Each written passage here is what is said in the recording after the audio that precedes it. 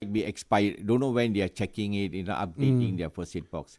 And on top of that, also, most of the household parents also now they are also forgetting to get the fire extinguishers. Ah, yes. You True, know, true, true. so not only on the house side, even those who are traveling by car, and also mostly the car. They don't even have first aid box. They don't even have fire extinguishers. Nowadays, you can see small accidents also can caught fire. And we just look at other people getting burned down, we just feel sympathy and so on, but it's not used. But every house, they should have a first aid box and fire extinguishers so that in time of emergency, we can utilize that. Yes, absolutely. And, first aid can be for anything. People usually think it's just for people who are fainted or anything like that, but it's not. It's like for people who have broken bones, Yes. who have been burnt or anything. So there are many, many different ways of going about it. But, let's talk about brain death, right? So what is the main cause of brain death? You see, when a person collapses, and within 4 to 6 minutes, if someone don't give an oxygen by performing a CPR, the brain will collapse. So once the brain is collapsed, within 10 minutes, if there is nobody giving any kind of first aid or any kind of treatment to the patient will go to coma. And basically the brain death occurs. Then it's too late already. So that is what every second is a golden hour. Yeah. So the moment you see someone collapse in front of you, do not waste time. Straight away perform CPR and then start reviving their life. Yeah. So of course there is a procedure before we giving CPR. We might don't know whether the person might be sleeping or maybe the person just fainted, but there is a procedures. But first thing is we must see whether the person really needs first aid, and how do we go about it. So that is why training is very, very important. Yeah, and first aid and CPR is always the very first step, but also we need to bring in the professionals, right? So what is actually our emergency ambulance number? Okay, our number now is 999. All right, so that is where everybody knows in the whole country. But also must understand, sometimes our phone, if not access to 999, certain areas, there is no signal. Of course, we cannot access to 999. So most of the people also must understand that our phone already have this international emergency number that is 112, which can access to our emergency. Oh, so if you call 112, even in a place with no services, Yes. you'll still get through. Get through. Wow. That's But interesting. the thing is, 999, mostly our 99 call will go to our TM, and answered by our telecom operators. But there is a certain area that we cannot access. Yeah. The phone, automatically you go to the lift or even go to the ground parking. You can see the phone says No line. emergency number only. So what is that emergency number? Most of them don't know. And they try to dial 999 and they couldn't access. They would get panic. So without getting panic, the substitute number that they should also keep in their mind is 112. 112. The moment they get into 112, definitely they can go to the respective emergency department, and of course that emergency department will be answering you within 3 seconds. Oh, wow. That's very fast response. Yes, but how many people knows about this? Even I don't know. Yeah, that is what sometimes people get panic because they cannot access to emergency 999. They think that's a number and they get panic and they lose their loved one. Absolutely. So let's talk about another type of common injury that everyone gets. It could be at home or even at the roads. What do you do if someone gets cut and or bleeding? You see, most of the time, when a person gets cut, okay, and it bleeds, so we must understand the bleeding is coming from whether it's artery or whether it's the veins or whether it's capillaries. Yeah. So basically, to get this knowledge, of course, we have to go for a special course and so on. But if somebody get a cut and the blood is been oozing out or even spurts out, that means it's quite dangerous because we are losing blood. Because the normal person has only 5 to 6 liters of blood. And we lose 1 liter, we are already in the critical condition. Yeah. So that is why we must arrest the bleeding immediately. We don't worry where the blood comes from. The moment there is a bleeding, immediately get into, that's why the first aid box is very important. Quickly get a gauze or some bandages and go and arrest the bleeding immediately. Direct pressure. Yeah. Direct pressure, and then you quickly bandage it and bring to the hospital immediately or to the nearest clinic. Yeah. So the one thing is they must learn how to do the direct pressure. Is very important for bleeding cases. Absolutely. And another thing is sometimes for burn. Burn cases, also a lot of the people try to put the Colgate and ketchup and Ketchup. and all sort of things, So this is all should be avoided. Yeah. So of course some of them still follow 1960s technique. Yeah, but the best thing for, if you get, burning oil on you is just put your hand in water or something like that and just leave it there. Leave it there, Yeah. But some of them, of course, the one who aware about it, okay, fine. But the one who don't know, they still maintain putting Colgate. Or butter. Well, butter, what do you say, Ketchup. That's Yeah. funny. Right. So what we're going to do right now, we're going to take a short break. We're going to listen to one song. And once we come back, there's more that we're going to talk about. We're going to talk about what to do if someone gets filled with hot water. How do you recognize a fracture? How do you perform CPR, right? This is very, very important, right? So, and after that, we'll talk also about how can we apply all these tips and tricks and, knowledge, especially during it is flood season. Don't go anywhere. We will be right back.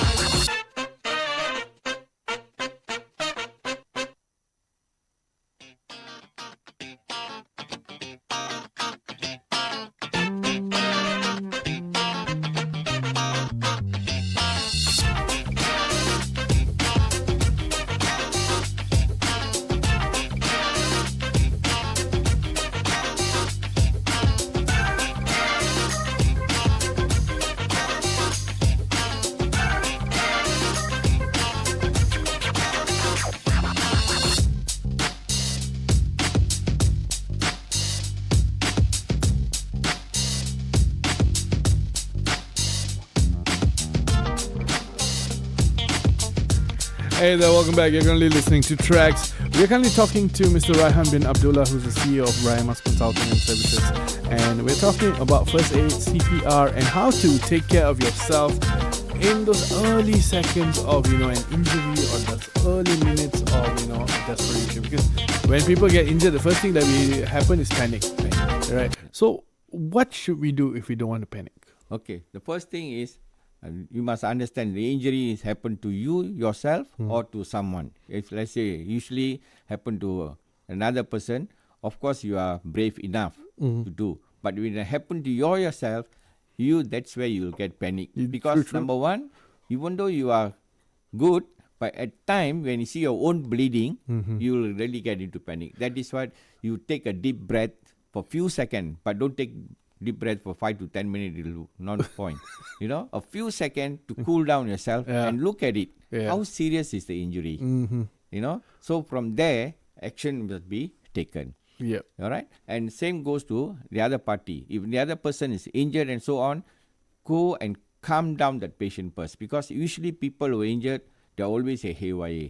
They'll be yelling, pain and so on. So we must calm down and then action immediately. Like for instance, there was once I got cut on my hand. It was a small accident. The amount of blood that came out, I think, because it went quite deep, so it was somewhere around here. It was one of these hands, I also forgot which hand. But then once it started bleeding, and I'm someone who thought I could always stand the side of blood. But wow, once it started bleeding that much, and it was dripping off my pinky, right? Yeah. So it was like I was holding my hand out, it was just dripping out. And I was like, oh, am I going to die? Then, you immediately get that thought. This is the human psychology. First thing they'll think, I'm going to die. Or there's nobody there to help. Yeah. And I don't know what to do. This is the common things to run on your mind. So that's what, before, to avoid all these things, what you're supposed to do is, that's why it's good for you to attend trainings and make yourself more professional. So sometimes even I made an accident on the roadside when I fall. Before people rush to me, I checked myself. Am I having a fracture? Can I move my hand and so on? So it is a self-centered, assurance on our side first. Yeah. But there is some myths, right? Like for instance, especially if you're in a motorcycle accident, some people, they try to get the person who's injured to sit up as soon as possible. That is a no-no. You should never do that. Yeah, and never try to take off the helmets as well, right? Right. First thing is assessment. Yeah. The first assessment is question the guy. If the guy is conscious, talk to him first. Can you move your hand? Can you move your head? How do you feel? Do you feel giddy? You must ask him first. If he said everything is okay, then fine.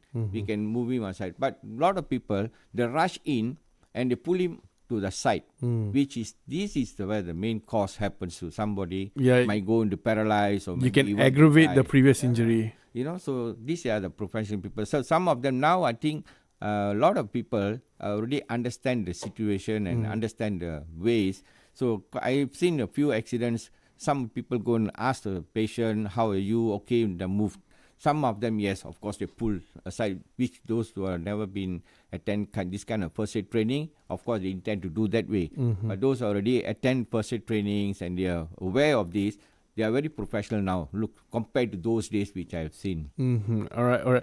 And one of the most common injuries at home, getting spilled with hot water. Okay, number one, usually children bang to the tables. Because a certain height, 1 or 2 years old, most of the household tables, they don't have the corner, they have the sharp point. Yes. And that's where the children ram and then they get injured on the forehead, and that's one. Number two, sometimes our children also, they like to be a Superman, Hitchup man. They jump here and jump there, and always intend to have fractures. Yeah, true. Yeah, and some of them, those guys who know how to start walking, the first department they visit is kitchen. And they don't know whether there's a hot or cold. Yeah. Until they get, sometimes they spill hot water on the top of the body. Sometimes they carry things, and this is also part of parents. They should always keep things which is hot away, above from the children. Yeah. So sometimes they are hurry-purry, they're going to the work, so they just leave the hot waters and so on. These kind of things can happen. So usually household accidents are quite a lot compared to industrial accidents. Because industrial accidents, they all have the SOPs, they have or the system. They But have in the their house, QA, their we Q- don't have any Yeah. SOP in the house. Yeah. Or whatever the wife says is the SOP. lah. That's SOP.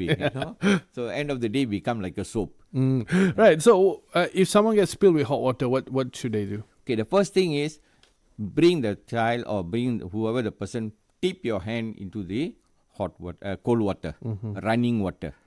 All right, dip it for a while, about 20 minutes, and then once the pain is away, then bring it out.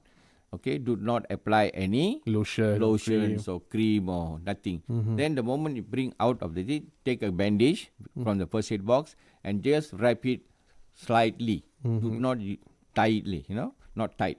Just slightly. Make sure there is a ventilation of oxygen to go to the epidermis. And then if there is a blisters, please do not break the blisters. Leave it. Some people are having hobby of breaking blisters. All right. So do not break the blisters. Just wrap it up and bring it to the nearest clinic for the advanced check by the doctors. Yeah. Because we have to.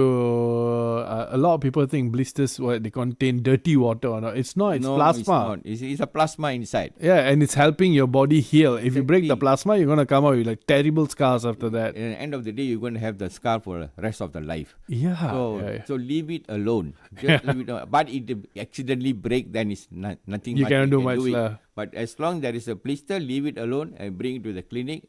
Let the doctors handle the case. All right. Okay. How do you recognize a fracture? Okay. The moment someone fractured, of course, the part of where is fractured it cannot be moved. Okay. Example, the fracture of the tibia bone. Okay, the leg. Of course, the toes. You ask the patient to move, he can't move the toes. All right. And then, of course, that leg also cannot be moved by himself. All right. So, and then another thing is, it's very, very painful. The moment you touch the place where it's a fracture, the patient will be screaming. So that means we know that is a thing. And then, of course, if it can be seen, it will be blue-black. The place there is a blue-black. Localized swelling. And swelling. And that means there is a internal fracture. If it's an open fracture, of course, there is a bleeding outside. You can see the bone. Yeah, you can see the bone. Yeah. Of course, bleeding also. But if the internal fracture, it will be swell, or is a blue-black, and then of course the toes can't be moved. So any part of the body there is a fracture, the patient cannot move by himself. Understood. And when would you perform CPR, and what is exactly CPR? What does it do for the body? Okay, CPR basically anything happen to a guy or a person who is heart stop, breathing stop. Okay. Heart stop, breathing stop. But also must understand there is a patient even fainted. It's a two different thing. Fainting and unconscious is two different treatment. Okay. All right. A person is fainted, you can recognize by call him and he'll be answering. But of course he can't open his eyes. So that is you cannot perform CPR on him because he's still breathing. Yeah. Right? He's still breathing. Yeah. All you can do is open airway. All right. Number one. Number two, elevate the leg away a bit higher So above blood- the head. yeah. That's it. Around 2-3 minutes, he will get up. Let the body do its own job. Yes. Okay. That's for fainting. But if a person is unconscious, when you tap him, hello, are you okay? He's not responding to you at all. So when he's not responding to you, that means his heart has stopped. He has no breathing. So straight away, what do you do? Open airway. See whether there is anything in his mouth. Maybe it can be dangerous or maybe get choked or something in his mouth. Quickly lift up and look into it. Nothing there. Maintain open airway and straight away start chest compression. All right. So quite number of them I've seen. They say they do CPR, but actually they're not doing CPR. They're doing RIP because they think the heart is on the left side, and they go to the left side and they break all the ribs bone. Yeah, I've heard of that before. Yeah. Yeah. So basically, the heart is in the center, exactly at your sternum bone, between nipple line. Then you place your heel of your hand, and then you compress in the center. Right. So now the latest CPR is you do 30 compression. All right. And now, those days, yes, we give mouth to mouth. Now, a lot of guys feel so sorry because they cannot do mouth to mouth, because mouth to mouth is no more unless you have a device. Oh, okay. Yeah, because it's not because of COVID or what, but basically there is a statement why you should not give mouth to mouth. Okay, that one when you come for the full course, then we will teach you. But nowadays we don't give any more mouth to mouth.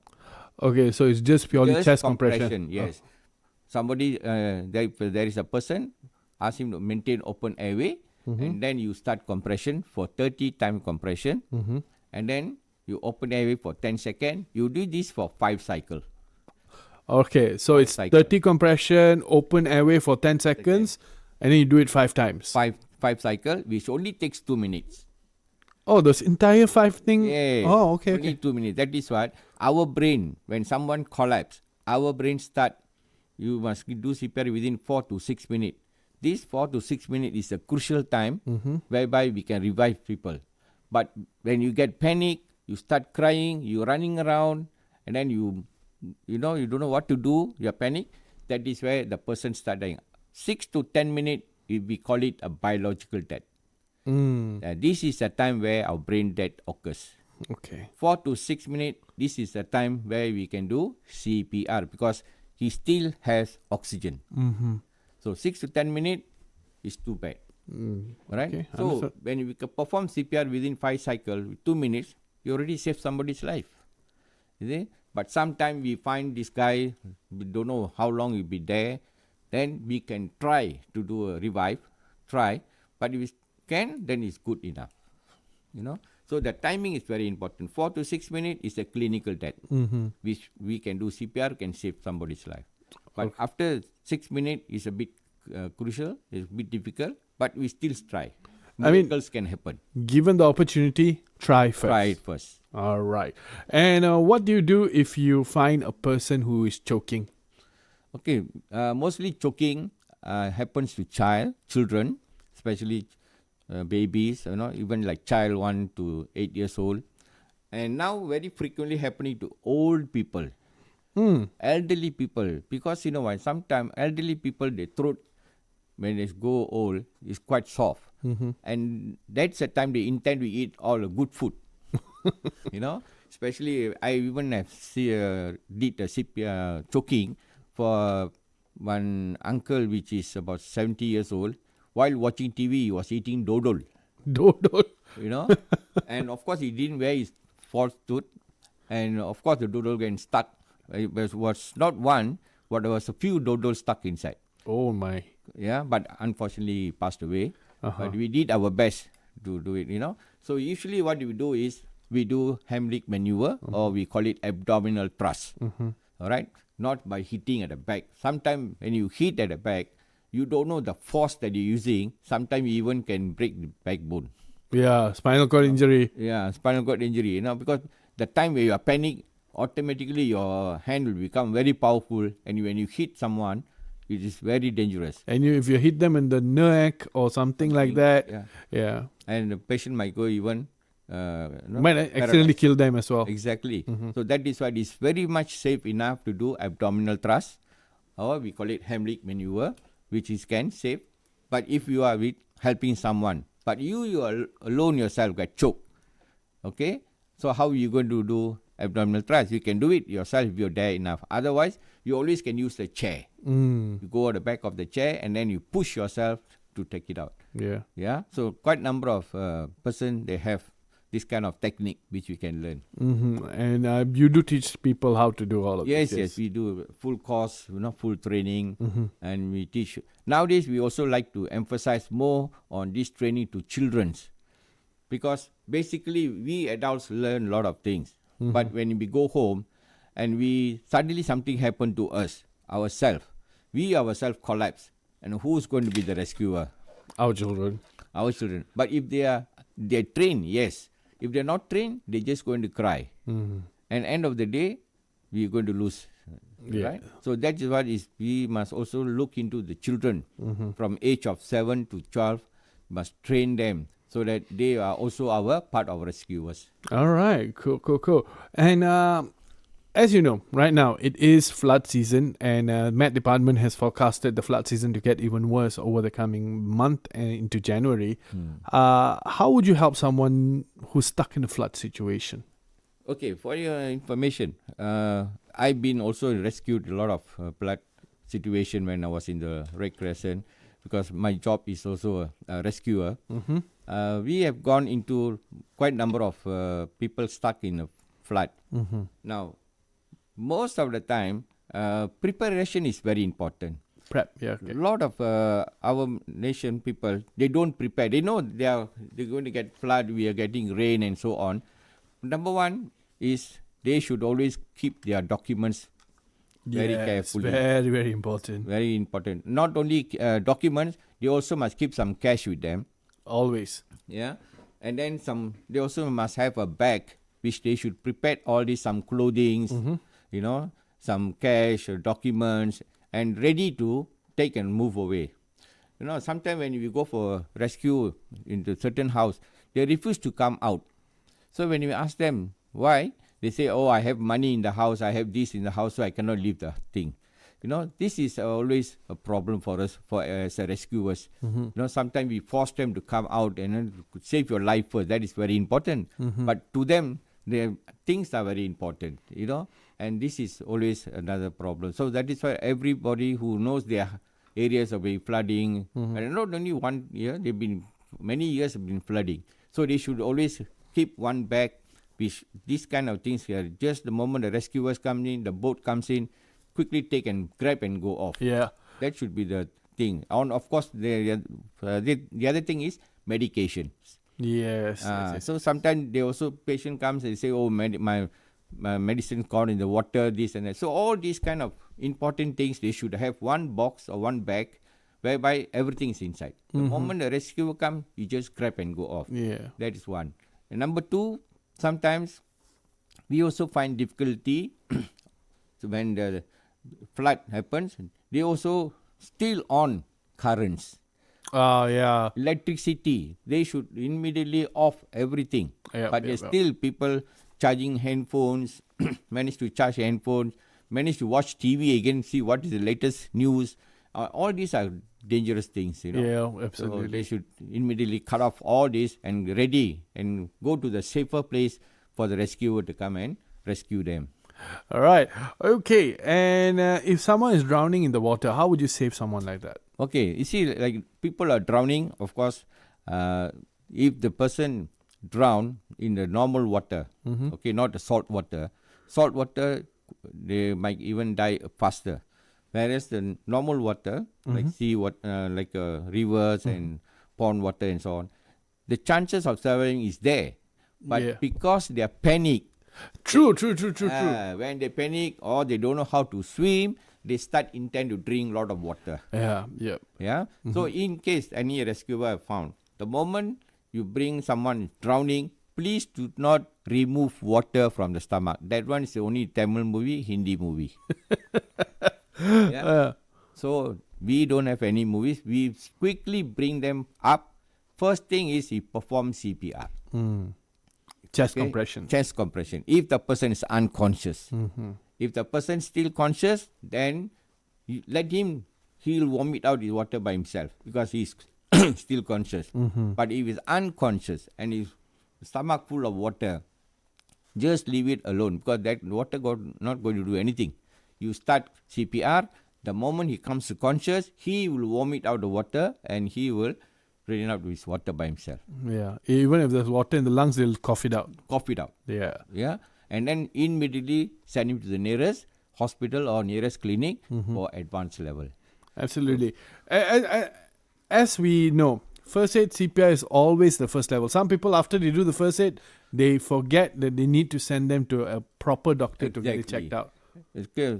Most of them also, the moment they're conscious, they say, okay, I'm going back home. No, cannot. They must refer them to the nearest doctors or nearest hospital to just do an advanced check. Even sometimes road accidents, motorbike accidents, they think they just can, after accident, they don't feel anything, they can go back. No, there is a side effect. There is maybe an airline crack fracture.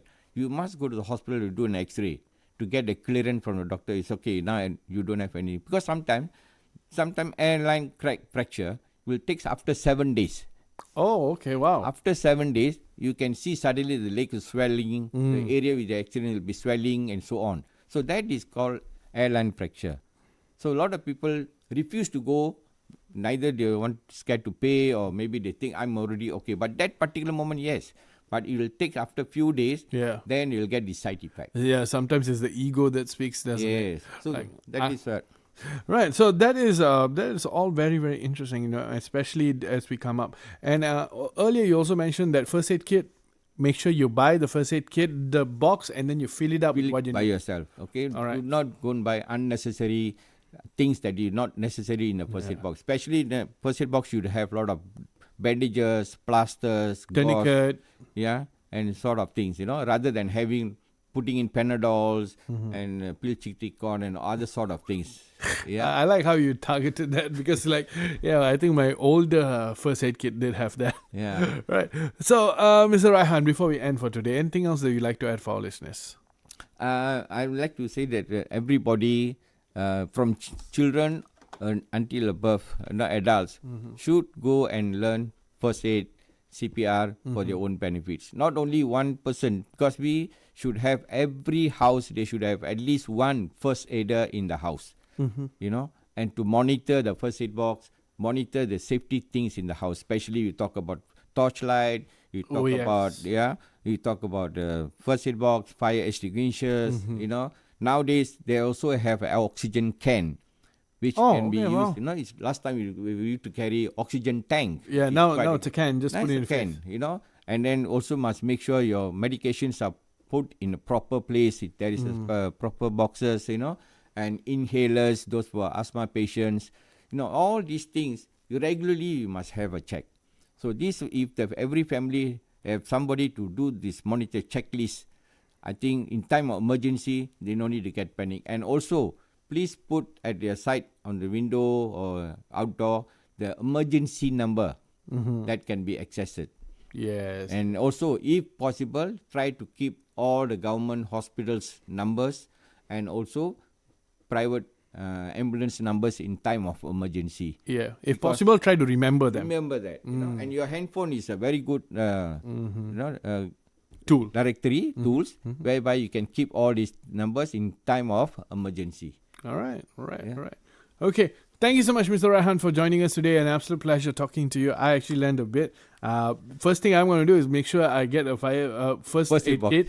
I already have a fire extinguisher at home, but the problem is I think it's expired. Yes. That one yearly you need to go maintain. All right, yearly. All right. Thank you so much, Mr. Raihan. Thank you very much. Yeah, thank you. All right. So that was Mr. Raihan bin Abdullah, who is the CEO of Raya Mas Consultant and Services, and he joined us today to talk about first aid as well as CPR.